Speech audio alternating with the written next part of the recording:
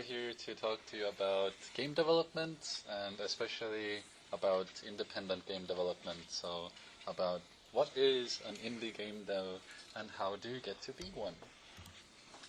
This is us. Yeah, so my name is Leene. And Hi. I'm Ott.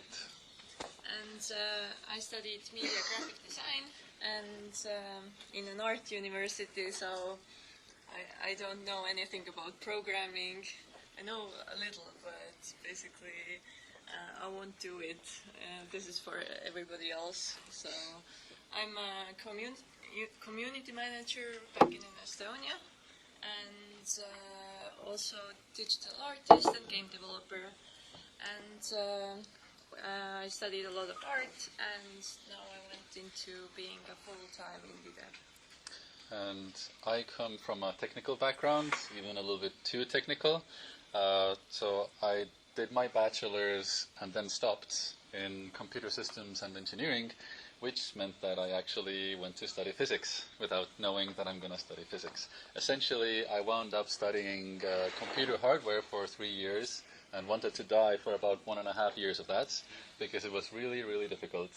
But on the other hand, the education I got from it, from learning all the physics, maths, electronics and such, I got to know how computers work internally, which in the end turned out to be a pretty good thing when I started working in the games industry, which I started doing immediately after graduating. And since then, I've been mostly focusing on the programming and technical aspects of game development, and mostly it's been about algorithm implementations. So I didn't do too much direct gameplay stuff, even though I did a little, but I mostly did underlying systems such as pathfinding or AI, a little bit of graphics programming here and there. And now in the recent years, I've turned to a more like hybrid position, probably because indie development requires you to wear many hats, so to speak. So I do part-time like management stuff, production, and programming stuff. And I started at a, well, not a terribly big studio, but like a 70-person studio when I first went into the industry, and then went into being an independent game developer. And what we are doing right now is that we're actually living here in Sweden, like 40 minutes south of here, in Väckelsång. And we're living in a place called Spelkollektivet, but originally we come from Estonia. And yeah, if you haven't heard of Spelkollektivet yet, it's a co-living / co-working space for game developers specifically. And we went there with a specific goal in mind, because I joined Leene's studio last June, and then we started working on her indie game. And we came here to have a focused environment and the opportunity to work full-time, or even a little bit more than full-time, to finish it. So a little bit about what we're going to talk about. Oops, here we go. Yeah. So yeah, at first we're going to talk a bit about our own game project, Death and Taxes. Then we're going to talk about what basically makes a game, what do you need to do to make a game, and also how is basically being a full-time indie developer. Like, yeah. Yeah, and then we will talk about where to start. But before we start, I wanted to ask you, how many of you have ever made a game? Okay. How many of you have ever been on a game jam? Okay, yeah. How many of you have ever made up a game using another game, like a board game or a deck of cards? Yeah, there you go. That's something. Okay. Cool. And yeah, and finally we will top it off with, let's say, our take on the main principles about game development and indie game development specifically, because there is a world of difference about being an industry powerhouse and having a budget, an actual budget, that's speaking about like tens or hundreds of millions, versus doing something in a small group with a very small amount of people and a limited time frame. And also another ways, also like being a small part of a big team, like a huge team. It's totally different than when you're working alone or with only like 2 or 3 people. Yeah. And then later on, we will have a longer questions and answers section where we can just mingle and talk a little bit if you have any. So if you come up with any questions like as we go by, then feel free to ask them. And also, if you want to ask us something later, feel free to do that as well. So. Death in Texas. Yes. Yeah, I hope some of you have heard of it, because it's our recent game that we made. 3 years ago, I started this idea, and I was thinking, I should make a game about Grim Reaper and an office job. Yeah, that's cool. I saw different gameplays of YouTubers online who played different like small indie games, and basically the idea came from that. So it's a story-based game, and do you have the trailer? Yes. Oh wait. Okay, it's coming later. Okay, yeah, switch the trailer later. Yeah. So basically it's a narrative-driven game. There's lots of reading in there. It's a 2D watercolor art. It's made by us, a small indie studio, so we have like 7 people, plus the voice actors. And people get to be Grim Reaper on an office job. Okay, now we have the trailer. Yes. The Grim Reaper. You are dead. Welcome to your new job as Grim Reaper number 101. So, obviously, you've been assigned with picking humans who have to die. Pretty standard stuff. You can choose the ones you save, and the ones you can't. And your actions will have consequences. Please try to follow the rules, otherwise I have to fire you. And try not to burn the world down. So, everything clear?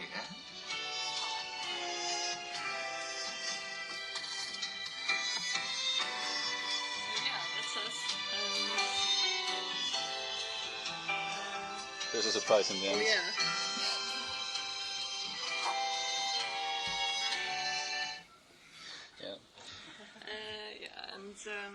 Basically, this has been in the making for 3 years, but we didn't do it full time. We started full time from the summer of last year. So this is basically what you could do with like 3 people working full time and like 4 people working part time in about a year or so. So this is the scope you could manage.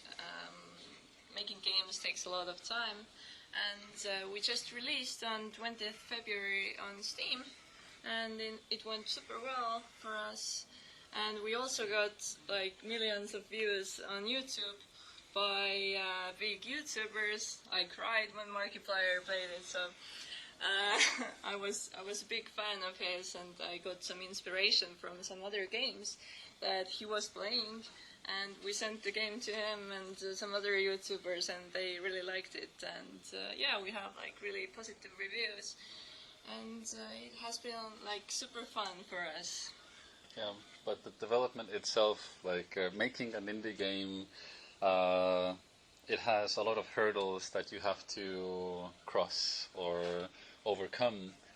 Just because, first and foremost, it's pretty difficult to stand out. So coming up with this unique kind of a hook and making something that has never been done before, just even coming up with something like that is pretty difficult nowadays, just because a lot of things are being made and the medium is, let's just say people are squeezing it like hell, because there's a lot of new blood coming to the industry, there's always more money coming to the industry. And just as a fun fact, the gaming industry by now is bigger than the music and movie industry combined. So if this comes as news to you, then maybe it's time for some career decisions. No, I'm just joking. But generally, yeah, standing out in games is fairly difficult. Like, if you've ever had a band before and thought, like, I'm going to upload my music to Spotify, then, yeah, game development can be even harder to just get noticed, just because you need to have something that pulls people in, that draws attention, and that's also, let's say, a qualitative experience. Because if you just start making a game without knowing who you're making it for and using like what kind of tools or what kind of preparation you've done, then you might end up falling flat and failing really quickly, which is not in itself a bad thing because you learn a lot just by failing. And with Death and Taxes, it hasn't exactly been an easy journey either, even though we did finish it finally. And it took like multiple years to make it. A lot of that time was put into what's called pre-production. So essentially that means coming up with ideas that fit into the game, that make up the game, and not doing those things immediately, but pondering them over, trying out different things, and then finally settling on a direction that you feel like you can actually execute in a good, well-designed manner. Yeah, and we're right now talking about like a big project that we wanted to get out there on the market. So I wouldn't say like the first game you would ever make should be for the market. The first game you make, it should be just for fun, trying out different things, prototyping, and yeah, like taking part of game jams or different events where there's like teams put together. And it's a much better way to start than because we both have made games before already, and this is our first big like indie game that's going to the market. Yeah. And yeah, Oak has like some industry experience in bigger teams, and I have taken part like of 30 or something. I lost count of game jams, so I have learned a lot of stuff from there, and it's super fun as well. Yeah. So, and you could also make games as a hobby. That's totally okay. And at first, you should maybe try it just to see if you would like to go into a bigger project as well. And if you want to get into game industry just because money, don't. There's so much better things to do. There's so many more industries that. Yeah, we do have a lot of money in the game industry, but it's mainly for the big companies and like mobile market where you can't really break in as an indie as well. But we're doing like PC games and this way it's also like quite hard to be noticed because there's lots of games. But yeah, at least you have a chance in the PC market right now. Yeah, and also consoles generally, because the way consoles work nowadays is they have streamlined a lot of their process, and honestly, after like 15 years of modern console progression, they fucking better, because they need to get fresh blood on their platforms as well. And like the leader of the pack right now, I would say, is Nintendo with the Switch. Has any of you got a Switch at home? Yeah, there you go. And how many of you maybe have a PlayStation or an Xbox? Yeah, okay. Very nice. So essentially, for indies, there's a lot of opportunities that you can do, and sometimes you can take advantage of direct opportunities. Like, let's say there is an open call by some publisher who are looking for developers for a specific license, or for console platforms looking for launch titles, etc. Because as an independent developer, you are mostly reliant on yourself and your own skills. You don't most likely at first have a publisher who will take care of all the nitty-gritty business side for you. So you have to be proactive and find and create opportunities for yourself as well. And this game was basically created through multiple opportunities over time. It has been prototyped several times.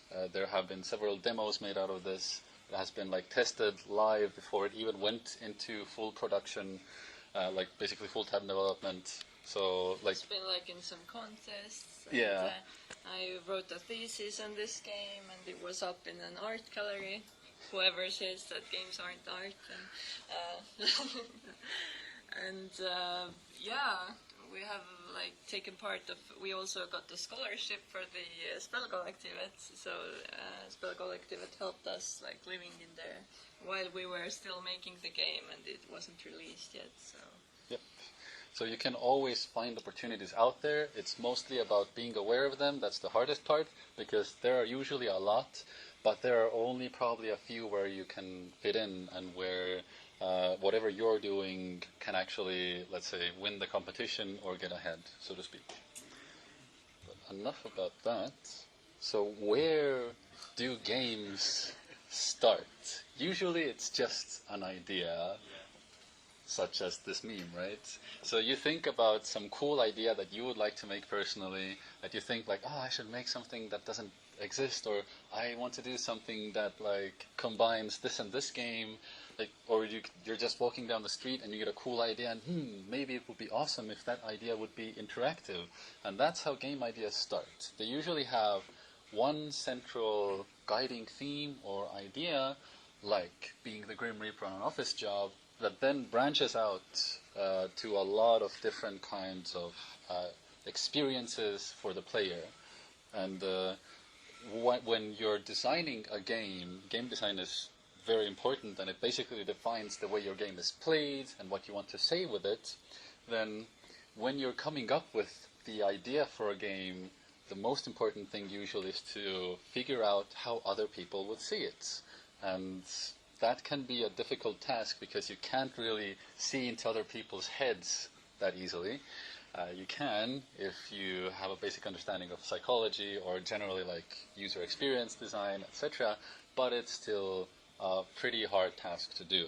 So what can you do to improve that is to just practice making games usually.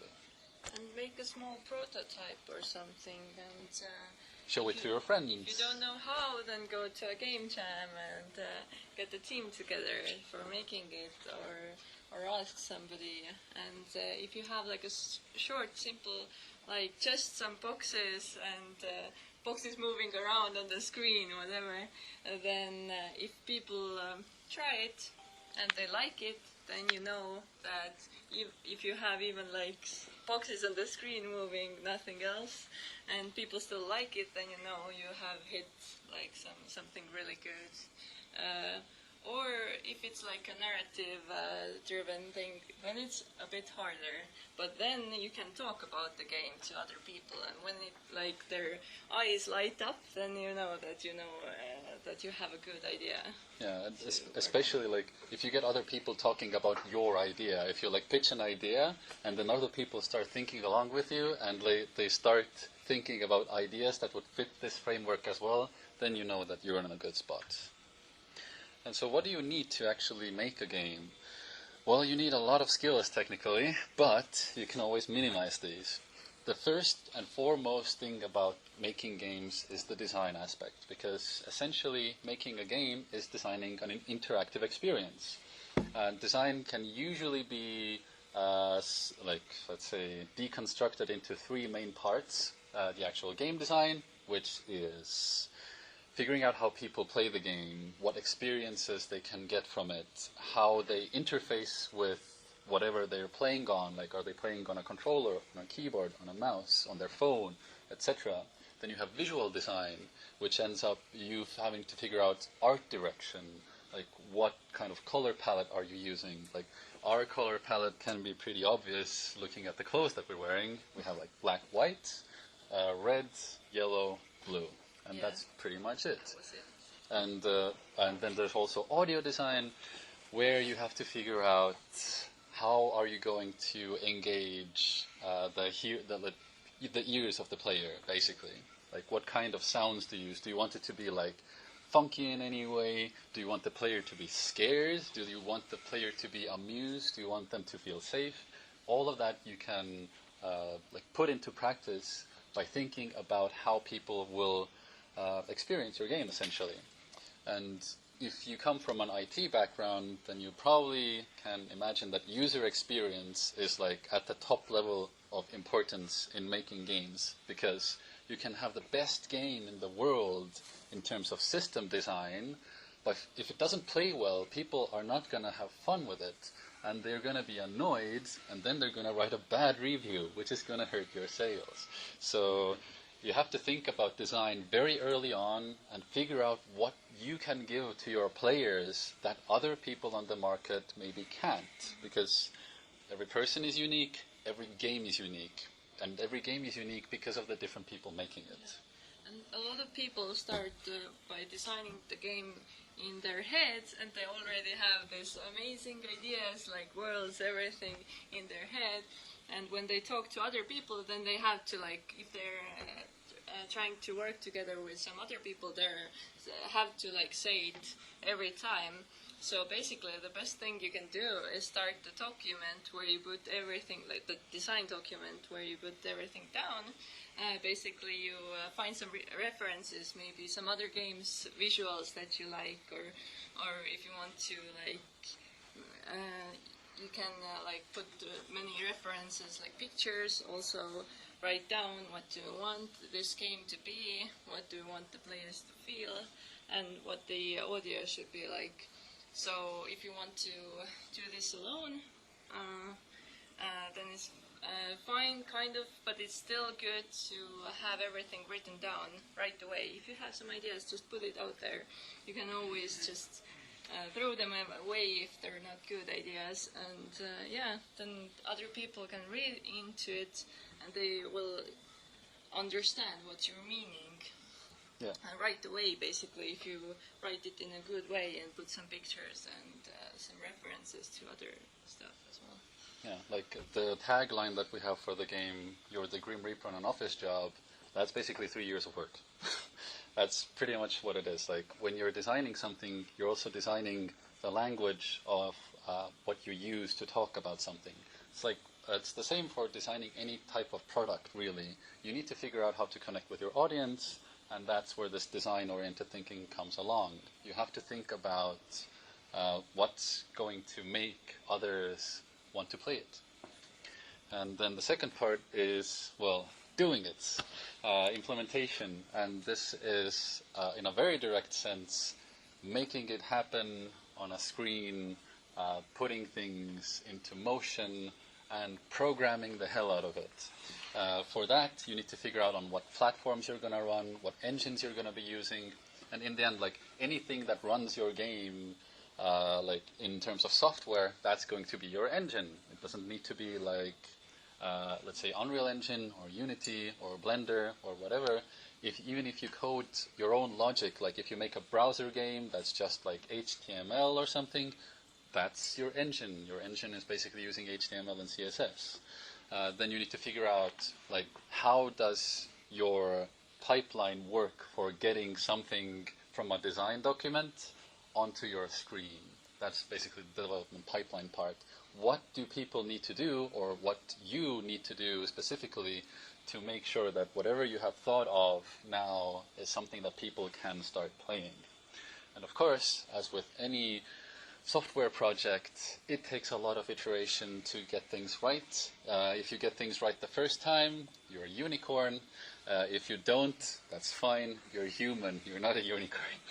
Because honestly, the thing about what makes games great is that everybody is going to see them differently, and including yourself. And your opinion about your own game will probably change during development as well. And the only way you can get a better idea of your own ideas as well is to go through a lot of them, as many as you can. But always go forward. Don't hold yourself back. Try to discard ideas that don't work, etc., just to keep the ball rolling. Next is writing. This is sometimes a surprise for people, but games, even games that seemingly don't have a lot of narrative depth to them, there's a crap ton of writing involved. And that's not just the design documents. It's going to be what your game feels like. What's the game world going to be like? Are you making something that's fantastical, science fiction, Is it actually fictional? Is it historical? You have to write all of that down and make something of it and create assets like text or 3D models or 2D sprites and give them some kind of a character, and all of that involves coming up with creative ideas, putting them on paper, and communicating them to the player. In a more direct sense, writing also involves making character dialogues, or item descriptions, or random notes that you find under a desk when you're playing like an exploration game, something like this. Puzzles also involve writing because you need to figure out for yourself, first and foremost, how people are going to solve them. And of course, everything that is like text-based that goes into the game, like the places of people that you go to, the people you meet, things need names. Maybe you come up with a glossary for your own like in-game stuff, and all of that involves creative writing, essentially. Also, I wanted to say that some people start from the writing. It's totally okay if they don't go into it too deep, because some people come up with ideas like, hey, I have this cool game idea. There's this like princess and it's a really cool alien planet and there's so much going on, and then they talk a long time about it, and then you ask like, okay, what's the gameplay like? And they're like, oh, I haven't thought about it yet. then if you have like a really big idea like this, you could start thinking that, could it be a book or a movie? Why should it be a game? Do I have something in it that would make it a good game, like interactive experience? Why the people would want to play it, not watch it or read it? So if you have an idea, it's really cool to. It's really important basically to think about the gameplay more than the story even. Be about your own stories and not think about the design or the implementation. Maybe you have like a huge idea of this huge open world with crafting systems and everything like Skyrim, but bigger. Then it's not doable if you don't have like 1,000 workers or something like that. Yeah, games take a lot of effort, and it's always good to know what you can do, and if you have a team, to know what your team members can do. Then, of course, you need to figure out what's going well in the game and what's going maybe not so well in the game. And this is where testing comes in. A lot of work needs to be put into, like, let's just say there's a very direct correlation between iteration and testing. Every time you put something new into your project, you should see how it affects the experience, if it breaks something, because yes, it will, and to see how it has affected the game as a whole. Did it make it better? Did it make it worse? Because like sometimes you can get lost in your own kind of headspace, adding a lot of features to the game that don't really make it better, and when instead you could be focusing on a few features and iterating like the crap out of them to make it as the best that they can. And as an indie developer, that's what you need to do the best.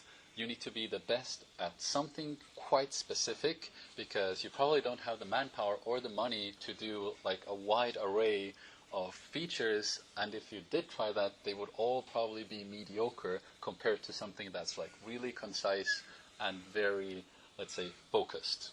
And there are like a lot of ways that you can do testing. You can ask your friends to test. You can ask your family to test. Like, how many of you know the game series Diablo? So yeah, there you go.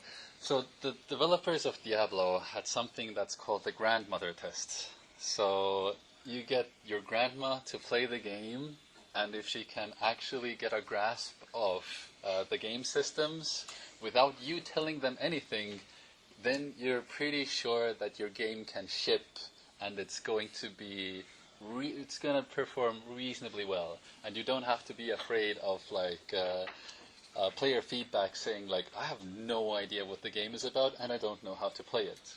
Yes. It's like he really asked his grandma to play it. Basically, yeah.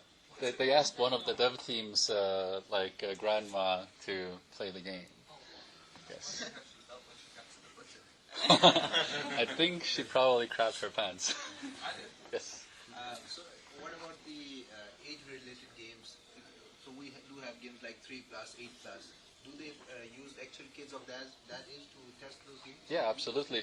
The most important thing, as I mentioned before, is to figure out who you're making the game for, and thus the most important testing comes from the people who would be your target audience or your market segment. Yes. You are talking about testing. Let's say we develop a whole game. We invested a whole year or two in that game, and then we bring in some testers and we ask them to play the game, and they just tell us your game is shit. Always take feedback with a grain of salt, because if somebody tells you that your game is shit, then at first that's a really strong emotion. You're doing something right. Then you figure out what you're doing wrong. Because you can easily turn a very strong emotion from a negative one to a positive one if you fix the most critical issue that makes them feel this way. And with games, this is surprisingly easy to deal with. Just watch them play, watch what drives them nuts, and then fix that issue and see if their experience improves. Or if that's like an integral part to the core experience, and if they say it's shit and they keep playing, don't listen to them. You're actually doing things correctly.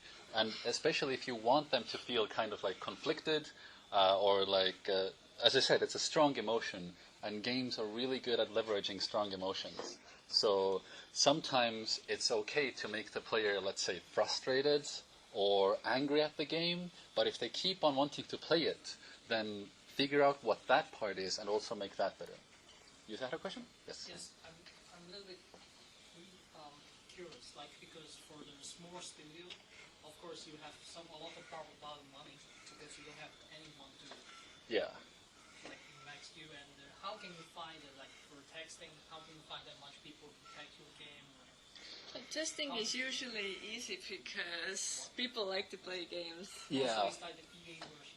Like, not even. Like, for Death and Taxes, we had several demos that had, like, very, very different experiences based on the demo you played. And we had our demo publicly available. And we used a lot of that feedback to figure out what we should be improving on and what we should keep the same. And we had a lot of very constructive feedback and a lot of like shallow, like skimming over the surface kind of feedback. But we used most of it, if not even all of it, to help make the game into a more, let's say, focused experience. Yeah. And you can always find testers that are going to be interested in your game. Yeah. If you haven't, yeah. At first, you can just give it to your friends, and then afterwards, you could put it online somewhere where you don't have to pay money for publishing, like itch.io. We had our game on itch, and it was super good for us because many people found it there, and they played and gave some feedback. Also, some people made some YouTube videos as well, and then they're talking what they're feeling right now, and it's super helpful as well. So, and we also made some cinnamon rolls for our friends when they tested. So yeah, just bribe your friends with food, and you can get far with that. Also, one thing to really note about testing is the best quality you can get from a test session is if you are looking at the person who's playing and if you see their face, because their face is what you should be reading. Every kind of facial twitch or contortion or smirk, everything is going to be useful information for you. So if you have the possibility to do a live test, that's basically sitting people down in a room and watching them play, do that as much as possible. Include your friends, include strangers. I don't know, go on Tinder. Like, the universe is limitless. Like, you can use all sorts of cool apps to connect with people who might be interested in testing your game. And of course, you can always upload it somewhere so people can have easy access. Yeah, and also it's really important to test as you are doing things. So people will understand this is not done, this is just maybe half the experience. They're kind of like they get it if your game is not finished. But you should always test it really early, so you don't run into the situation that somebody says, like, after 2 years of development, like, this game is shit.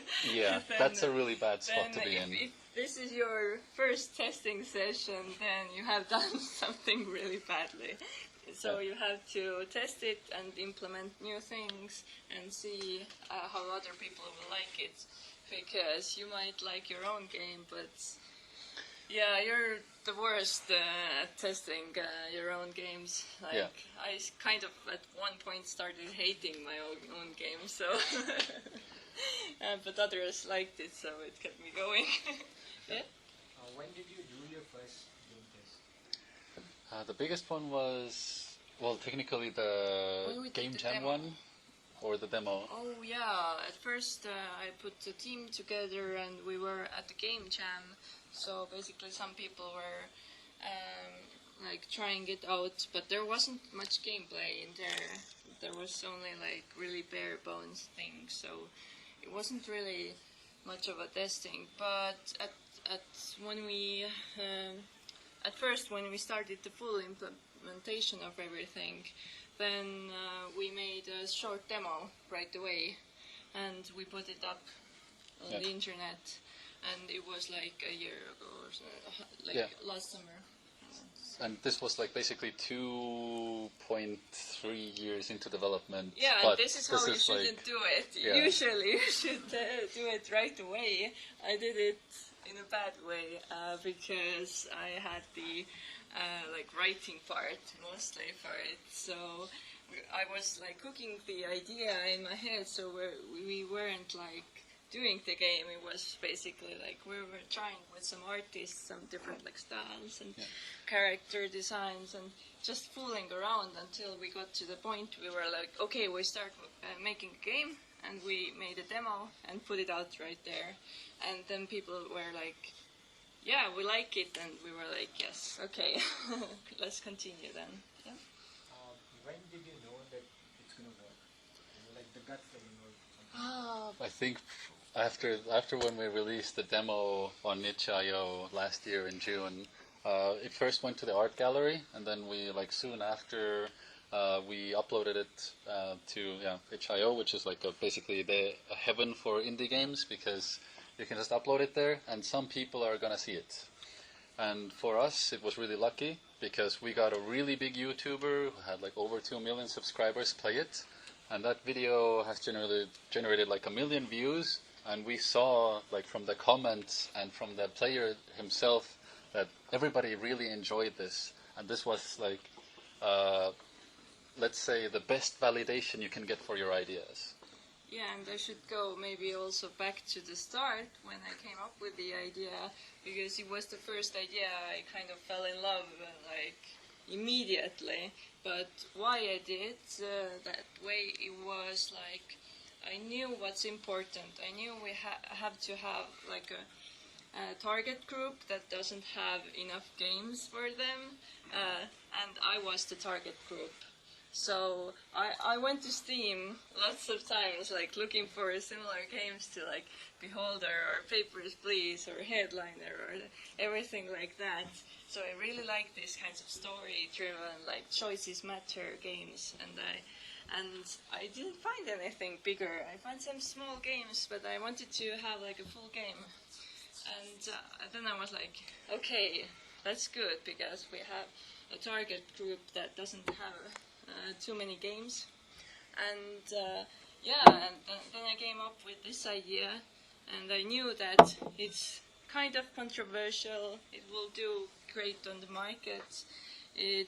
We could like push the death theme and also being like funny but also really serious at the same time. And I saw everything work together to getting 2 people, and saw that there's a group of people basically who would like this game. So it's really important. When I saw it, it was really different from all of the other ideas I have had that were like just ideas. But then with this idea, I saw it how it's going to fit into the market. And I was like, yes, whatever happens, we're going to make this game. I mean, if it would have been like a disaster, then don't put years into it. If it turns out that it didn't work, but it worked really well, so yeah. And that ties into the last point very well, marketing. Because you need to figure out your marketing language as well as your design language. And marketing language varies a lot between who you're talking to. If you're talking to a publisher, if you're talking to a storefront owner like Steam or Itch, if you're talking to your players, potential players, if you're talking to your testers, if you're talking internally about the game as well, and also figuring out what's going to be your image as a studio or as a developer. And this is where branding comes in. You need to figure out, like, what are you trying to say with your game? What is your game about? And where do you want to go as a studio? Is it like this one-time thing that you want to do? Is it a consistent, do you have a business plan for it? Do you want to bet your livelihood on this, etc.? And as mentioned before, time and time again, the most important thing about marketing is knowing who you're going to be marketing it to. So if you know who is like the target demographic of who is going to be playing your game, you're doing really well. keep going. Like if you can identify that, if you can identify who will like your game, and you have tested it with them, that's basically the best position to be in, because then you know that you're doing the right thing. And next. So yeah, making games can be pretty difficult at times, and there are a lot of pros to being one, especially an independent one. But there's also a lot of downsides. The good side is that you get to make games, which is actually pretty fun. Usually, you're going to be surrounded by a lot of like-minded people who are very passionate about what they're doing, especially if you're an indie. And if you're working solo, then hell, who's going to be more passionate about your project than you, right? And if you are, let's say, good at what you do, or sometimes you might get lucky, then you can turn this into a living as well. Some people go into the industry knowing full well that they might fail, they might not get anything from it, they might burn their savings on this one game project that they want to do, like living the dream, and it might not work out, and that's fine for them, because that's just something they wanted to do, like something to cross off their bucket list. As I mentioned before, the industry is huge. It's always growing. So if you have skills that are necessary for the industry, you are likely going to be sought after. And this can be anything. This can be like programming, technical drawing, physics, chemistry, art, history, writing, psychology, I don't know, music, sound design, human relations or management. Like, there's a lot of skills that are needed in the industry, and there's always going to be a spot for someone, most likely. And there are a lot of people in the industry that take it as just another job, which is completely fine, because it is first and foremost a job if you do it for money, if you do it to get food on the table and to pay your rent. And it's also a very close-knit community. Usually, if you get into the industry, it's pretty hard to get out of it because other people are going to be drawing you in. And it's generally quite a friendly atmosphere in terms of like being, having solidarity towards each other and making sure that your friends in this huge, enormous family are fine and that you're doing fine. Somebody loses a job, other people will come to their help and help them find one, etc. It's like, since this is a hard industry, it also has a lot of solidarity in it. So that's really nice. Yeah, I could talk about my personal way I got into the game industry. So I was thinking I wanted to do art, I wanted to do animations and comics, but I wanted to study basically graphic design, media design. And then I found a local group of people who were making games, and I was like, oh, art for games as well. And I started going to some lectures. I started going to some game jams, and we put the teams together and we tried, and they really liked it. And it was such a nice place. I felt like really fit in because there's like lots of nerds everywhere. If you go there, you could just start talking about video games, and it's totally fine. Even if you're like an introvert like I am. And yeah, it was super nice, and you can ask everybody for help. And it's like in Spelkollektivet as well. You should visit us sometime. It's super nice. Field trip. Yeah, we sometimes have some game jams in there as well. So yeah, now I'm here and I'm like, oh yeah, I want to make some games. And it's super cool to be creative and have some creative freedom when you're doing it alone or in a small team. And you don't have a publisher or investors who are like breathing down your neck, then you can do whatever you want with the game, still thinking about the people who would enjoy it. And also you could influence a lot of people, basically. It's one of the art forms that's directly consumed. So people put themselves into some character's shoes, and they are in this world.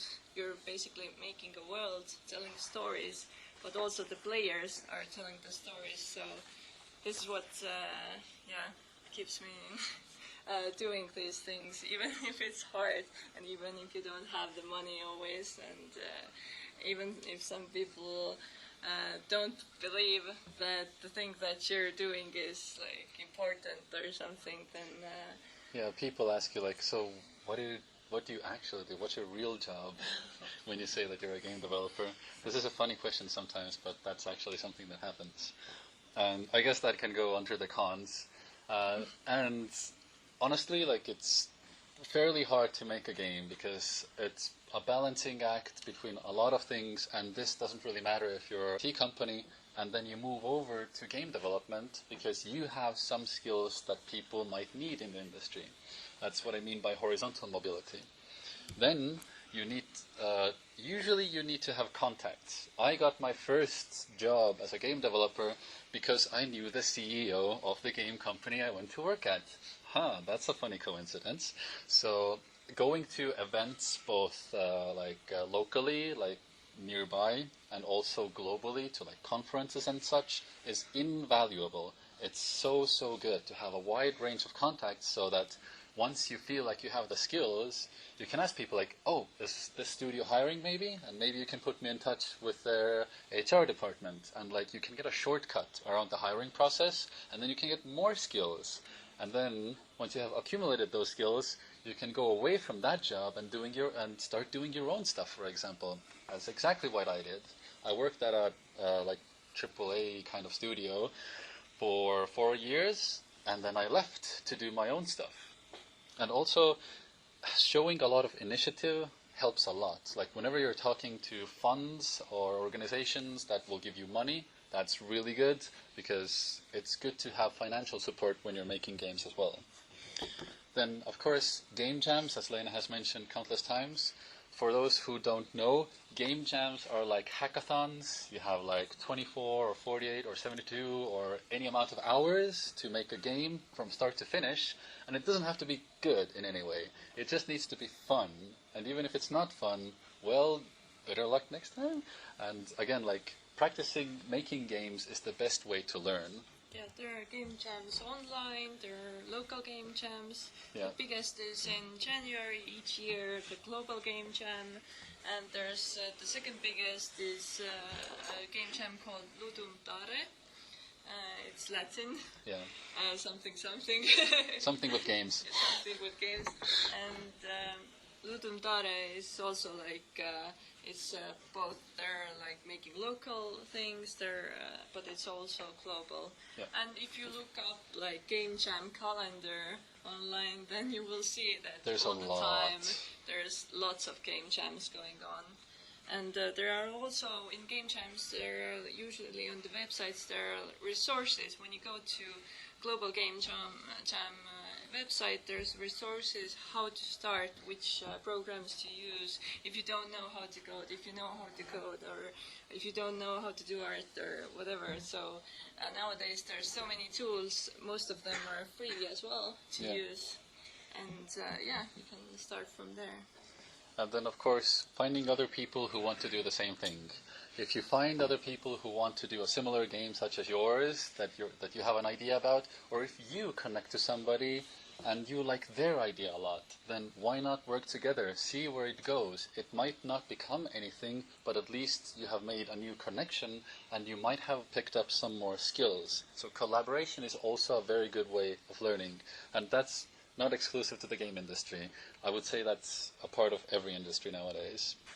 And then, most importantly, you should also acknowledge what you want to do. Because I got into game development because I really wanted to make games.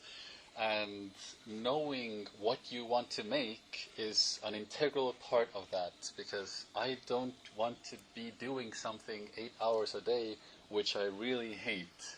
And I started hating my job at a game company, like surprising, just because the games that they were making weren't appealing to me anymore. So I moved away from that and made sure that I'm working on what I'm thinking that is most important for myself at the time. And it's perfectly fine to switch your own direction. Like, when I was starting out in making games, I was a programmer, but later on I learned how to do project management, budgeting, like financial stuff, community development, etc. And like, you get these new skills all the time, and it's perfectly fine to like at one point completely stop what you started out doing and move to a different specialization. So here's the 4-step plan. First, do the research and figure out what you want to be doing, how you're going to achieve it. Figure out what do you have to achieve it, or what you can get to, let's say, attain your goal.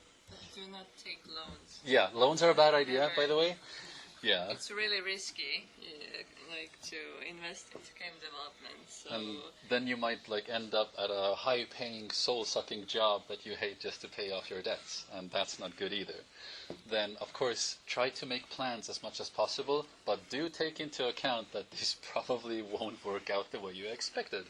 And like, I would say with Death and Taxes, only like 20% of stuff went as expected. Some went worse, some went better, some went completely differently in a way we didn't even expect. So do have a plan, but be prepared to change plans and not be rigid. As an independent developer especially, you need to have the flexibility to change directions, because otherwise you might run out of money, you might run out of community support, you might run out of God knows what. So be flexible as much as possible, and last but not least, just keep doing it. At some point, let's say if you are used to project-based work, sometimes you're going to start hating your own project. Like, for example, Lena mentioned earlier, sometimes you're going to feel like this is the worst idea ever. Oh God, why am I doing this? This is horrible. I want to burn in hell. And if you cross that boundary, then it's like, oh, that wasn't too bad, was it? So essentially, if you keep going and if you keep your initial vision in mind, you're actually going to be fine. And you can apply this to any scale of a game, to a smaller game, to a big production. Like, these are the steps you really, really need to make before, let's say, you make a successful project or any project in general. So, yeah, about the money. Games are expensive to make, but you can find a lot of opportunities to alleviate risks, to find funding, because a lot of stuff costs money. Software licenses, hardware, traveling around, like conferences, hotels, or Airbnbs. Sometimes you don't know how to do everything with your own team or by yourself, and you can outsource. That costs money. But you have, on the other hand, you have like investors or publishers. If they see your project and if They're happy with what they see. They might give you money in the promise that you will make money for them. You can make revenue share agreements with, like, for the promise of future money with your team. Like, that's what we did with Death and Taxes. Since we weren't able to pay each other salaries, then everybody is now getting a piece of the pie after we have, like, sold the game. And we've been doing really well so far, and we're very happy that we can compensate the people a fair amount of money for their troubles worth. Yeah, and it's really important that you don't make other people work for you for revenue share. This is not fair for them because they might not get the money back. But if you work together at something all of the team believes in, if you get somebody on board and give them as well creative freedom and work together with them, then it's fine when everybody gets a share of the pie, basically. Exactly.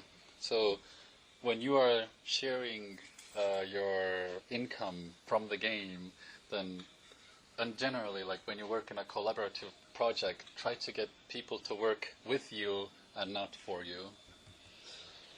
Then, yeah, our take on the principles, I will just repeat pretty much what I've said before. First of all, know what you want, because otherwise you probably don't know even where to start. If you don't know, like, okay, I want to program games, that's what I want to do, then that's very good. Then figure out what exactly do you want to program. Do you want to program the gameplay or the graphics or some kind of systems? Do you want to program AI, for example? Figure out what you want to do, what you would enjoy, and where you would excel the most. Then know who is going to be playing your game, your target market, your market segment, so to speak. It might be yourself. You might make a game for you, and thus there are a lot of people in the world, people who are like you. That's a completely valid strategy. That's kind of also what Lena made with Death and Taxes. She was part of the target audience. Know your own limits as a team, as a person, and don't burn out, essentially, is what I'm trying to say. You can be very passionate about personal projects, and in game development especially, it's a dangerous road to go down on. So check on yourself before you wreck yourself. It's really important to cut down on your project. I have seen so many small projects getting bigger and bigger. They're like doing their game, but they're adding stuff, not polishing stuff. So they don't make a small game, but they're like, oh, let's add this feature and this and this and this, and then they have too much and they run out of money or time or motivation or people or whatever. And this is I would say the number one thing that usually happens. Most of the games won't be done just because people try to make them too big. Yeah. You have to make something really simple and really small. Yeah. Then also know where your strengths lie, because if you are developing a game alone, then figure out what makes you unique as a developer. If you are developing with a team, then figure out what you can do the best as a team that other teams maybe could not do. Like, find the uniqueness within your own team first, and then figure out what you can do as a game. And then, as I said before, you can dream big, but start small and try to keep it small that you can actually complete a project. Because finishing a game is what truly matters. And if you don't finish a game, you can't really sell it. And I want to stress this as well one last time. Figure out what you can give as a developer. And yes. Also, sometimes some game devs tell that one mantra is fail fast. If you have some idea, it doesn't work, just take the next idea. Yeah, take the next idea. Even if it's a small mechanic in your game or a bigger project, don't take years to make something that fails. Just fail fast is the mantra. And the way to go around that is to test. If it doesn't work, change something. If the idea is unplayable generally, then just take another idea. And that's it. Questions?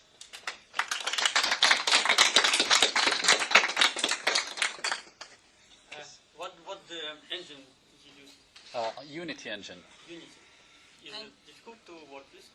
No, it depends on what you want to do. Since our game was a 2D game, Unity was the engine that was chosen before I was onboarded for the project, but I wholeheartedly support the decision because for 2D games, Unity is really easy to pick up and it's easy to work with whether you're an artist or a programmer or a level designer, etc.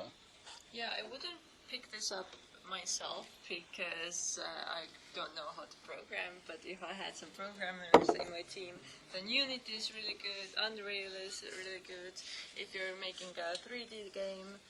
And if you don't know how to program, then Construct or Game Maker, I would say, would be better. Or if you know how to program but don't want to learn like a new language or something, then it's easier. Also, prototyping in like Construct or something like that is really Prototyping easy. in a different engine and then going to another engine is perfectly fine and valid. Mm-hmm. And one more thing about engines. If you ever think about making your own engine, please reconsider, because you're either going to be making an engine or you're going to be making a game. Most of the time, if you're a small-time team, then you don't have the time to make both an engine and a game on top of it at the same time. After you published the game on Steam, how much effort you spent to maintain it? Oh, well. So the game broke right away, obviously. And by that time, I was so drunk that I couldn't fix anything. So I had to wake up the next day and then start fixing the critical bug right away, like being massively hungover. So that was fun. Don't do that. But we had like a strategic launch window. We released on a Thursday, and most people usually play during Saturday and Sunday. So I had like 2.5 days to get the game fixed. And let's say that the longer like maintenance cycle was about 1.5 weeks. And then, since this was like a standalone, replayable single-player experience, it takes like 2.5 to 4 hours to play through the game one time. Then it's not very complex, and there isn't that much to maintain because the game isn't like a service that gets updates regularly. It's like a complete experience. So for us, it was quite short. Yeah, and also because we got a lot of attention, we had to manage that. So we took a lot of time before release to marketing. We were both half-time making the game, half-time marketing for like months. So it's super important. And last like 10 days, I was just fully on marketing, and or even longer time. And after it, we got some like people giving reviews and asking questions and coming in and talking with us. So basically, we were doing a lot of like community management after the release as well. Right now, I'm like taking like half an hour to hour a day, but few weeks ago when we released, I was like 8 hours a day. Yeah, full day of working and like answering people like everywhere and trying to keep this under control, the fire. But yeah, it was. It doesn't take too much time, but yeah, you have to think about it as well. Yeah, you have to work smart. You have to leave time for marketing, a lot of it, and you should market as quickly as you can. If you have a demo out, you make Twitter, make a Discord channel, make whatever. A Facebook page. Make a Facebook page, and go everywhere and be like, hey, this is our game. Yeah. How come you spend so much time on the community management part? Like, the game was already released, you were kind of finished, you put a lot of effort into, like, why? Just because, well, our game is about death. And death is a pretty serious topic, and I guess like Estonia and Sweden are kind of similar in terms of culture. And in Estonia, death doesn't really get talked about a lot. So it's we approached it from a moral angle, And we wanted to engage our players in that discussion very openly. And this was why we also spent time like looking at the feedback and discussing with people like how they saw this experience and how it affected them.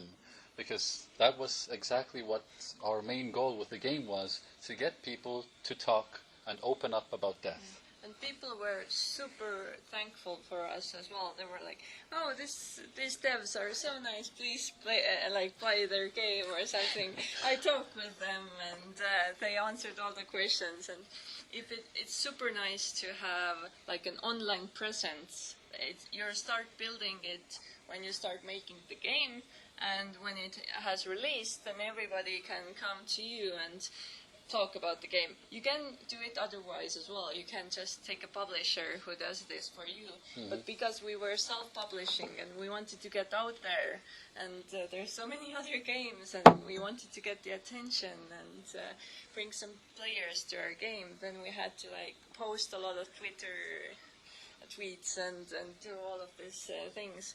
And afterwards, people were like, "Oh, thank you, it's super nice." And I don't know, it's just a great experience when people talk to you and make fan art or like make videos, and you go to the videos and comment, "Thank you, here's the dev, we really liked your playthrough," and they're like, "Oh, it's super nice," and they will make another video because of that. And you have to keep the ball rolling, people talking about the game, and yeah.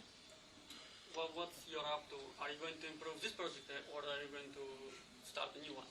Well, we want to improve this one a little bit, because there were a few things that didn't make it into the final release, as we said before, cut down. So we're still going to improve it a little bit, and just because the community support has been pretty amazing, we want to also keep giving back, so to speak, because we want to add some stuff that kind of maybe should have been there, but we didn't have the time for it. And then also we're already talking about new projects, because at one point we will stop working on it, but we will still be involving the community. Yes. What's the biggest thing from making Death and Taxes that you're going to do differently in your next project? I would like to say that the gameplay design in Death and Taxes was its weakest, just because it got the least amount of time. The art design or art direction was super thorough, like 2.5 years of like pre-production. The writing for it was top-notch, because we had 3 writers on the game. This usually doesn't happen. But when you do make a game, if you have a professional writer somewhere or an amateur writer, try to include them, because they're an amazing asset. But gameplay was something that we were the most criticized for as well. And I think for the next game, we already have more like gameplay-oriented ideas anyway, so likely that. And again, like testing early, because if you're making a gameplay-oriented game, you need to validate or invalidate ideas as soon as possible. Yes. Yeah. I know the Unity has a pretty big asset store that perhaps helps indie developers especially. Yes, absolutely. Assets. How much of that did you use? We None. didn't. The thing is, with our game, we wanted to have like a really special art direction, and because we had a really good concept artist who drew a lot of stuff, and I was like digitalizing it, and I wanted everything to look the same. If you're making something more realistic and not as still stylized, then it's okay to use a lot of assets from different places. But if you get like a really good asset pack, sometimes people start thinking like, "Hey, I know this asset. It's from the store," so they start calling it like an asset flip or something like that. But that's usually okay as well. It's okay when you have really good game still, and using the assets you got from other places is totally okay. For us, we felt that our strength in our team is the art, so we made like watercolor, hand-painted stuff in our game, and yeah, it worked really well. It looked, the game has to look good if you want it to do well on the digital market, because it has to. It needs to catch the eye. Yeah, it has to have a certain style in some way, but it could be also made with free assets or bought assets as well. And also, of course, assets aren't limited to like visual assets. You can get like sounds. We used freesound.org to make like, okay, honestly, like I distorted the sounds a lot. I worked with a lot of tools to make the game sound the way it does. But like you can have dialogue systems that you can buy. You can have entire like game like RPG game kit that you can at least start off with and prototype there. Like just validate your own ideas using someone else's work. You just, let's say, if you're working and your going rate is like 15 euros an hour, and you're going to prototype this system and it's going to take you 100 hours, that's potentially 1,500 euros, but you can buy an asset for 100 euros on the store, so you're going to be saving time probably. Yes, you had a question as well? Yes. Why did you think about like launch different language version or make a DLCs? That is easy and also can reduce the risks. Yes, we wanted the initial release to be English only and only on the PC platform, but we do have plans to localize it to different languages, as many as possible, and we want to put it on tablets and Nintendo Switch. And you can do that right away if you have the know-how and if you have the contacts and if you have the tools for it. Because, for example, if you want to put it on the Switch, you need a Switch dev kit.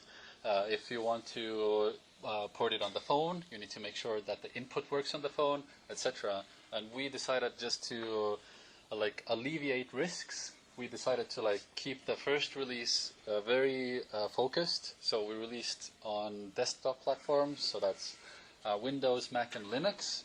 And then we kind of like we'll take it from there, because that gives us a strong start. And if this release does well, which it did, that meant that, okay, this now opens the door to put it on additional platforms, and now we have the funds to actually localize it properly, etc. Yeah, it depends on the project, basically. What is the project like? If you want to make it like a service where you put a lot of updates, you can make it as a one package. Yeah. For us, we wanted, because lots of other games that are like our game are like just full experience given right away. And because we had so many words in the game, it was story-based. It's expensive to localize. Like if you let's say our game had 70,000 words around in total. If we wanted to localize it to one language, that's going to be between 5,000 to 10,000 euros. So if we want to localize it for 10 languages, that's going to be like half the money we've made so far. So. Of course, it's also about like hedging bets and reducing risks all the time. Any more questions? So who wants to make a game? Very good. One maybe unrelated question. Beautiful AI. Oh yeah. So the presentation is made. Yes, exactly. It's a great presentation software if you don't know what it is. It's free. You can make a really nice, easy presentation with it. It's better than Google Slides, I would hazard say, and it's also better than PowerPoint. Because it places everything right away, so you don't have to like fix everything. So we could make it in the last evening. we made it like approximately 23 hours ago. Well, what is the name of the software? Beautiful.ai. It's basically the website. Yes. Thank you. Yeah, thank you.